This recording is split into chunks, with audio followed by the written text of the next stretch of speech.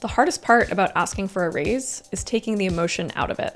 You are not begging for a favor. You are not confessing. You are presenting numbers. Here is the value I bring.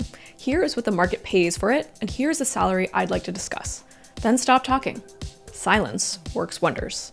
Hi, I'm Jane Ayers, and this is Money Changes Everything. Negotiation is not rude. It's required. Welcome to the 4th edition of Jobtober. The tiny little pumpkins are taking over your grocery store window display, and for many of us, it is open enrollment season.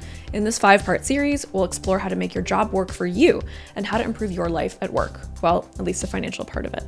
We've already covered employee benefits, layoffs, and consulting, so let's look at how to ask for more money.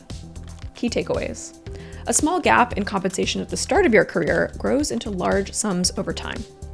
Make your ask about results, not emotion.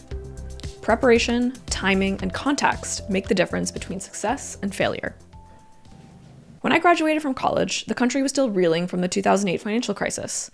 I had a degree in English from small liberal arts school and a few internships under my belt. I was excited to snag one of the rare editorial assistant jobs out in the world of publishing. When the offer came, I said yes before the email even finished loading. This was 2010. Emails still took a long time to load back then. It was a recession. I was lucky to get anything, and I didn't want to risk looking ungrateful, or worse, risk them giving the job to someone else. That line from The Devil Wears Prada haunted me. 1 million girls would kill for this job. I can find someone to do your job in 5 minutes. Still, at the time, an extra $5,000 a year would have covered most of my student loan payment each month. What I didn't realize in that moment is how painful that lack of negotiation would be in the future. It rattled my confidence and just made me think that I should always accept a job. I hear excuses for not asking for a raise all the time. A client once told me, "It just feels rude to ask. I like my boss. I don't want to spoil the relationship." She'd been promoted twice in 2 years, managed a team, and directly generated revenue for her department. Yet asking to be paid more felt, in her words, like crossing a line. There was a story that floated around my publishing office that a woman finally asked for a raise after 3 years of doing the work of 3 people. She rehearsed her speech, printed out her wins, and booked a meeting with her boss. He leaned back and said, "Oh, thank God, we've been waiting for you to ask." The budget had been there all along. They just weren't going to hand it over unless she asked. That's how most workplaces operate. Negotiation isn't personal, though it feels that way.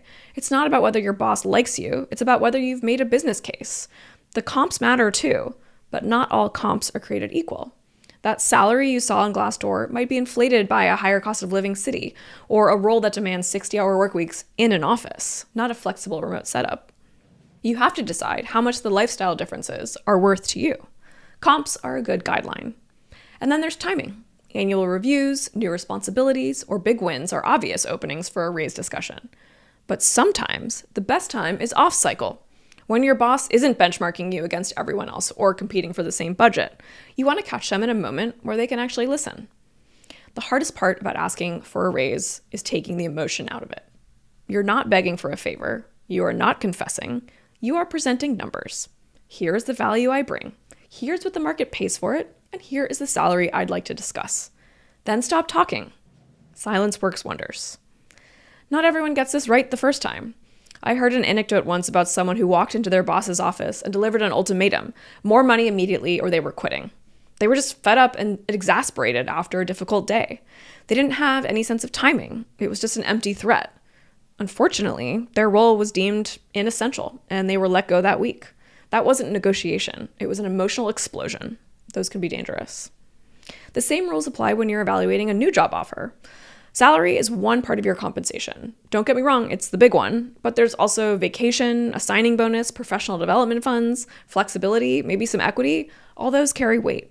Equity especially gets sold like a lottery ticket. But until a company goes public or gets acquired, those shares have only implied future value. You can't Venmo your landlord with vested stock options. Take stock options if they sweeten the deal, but don't rely on them to fund your current lifestyle. Rent is due in actual dollars. The American workplace is built on a culture of negotiation. It's not impolite to do it. It's expected.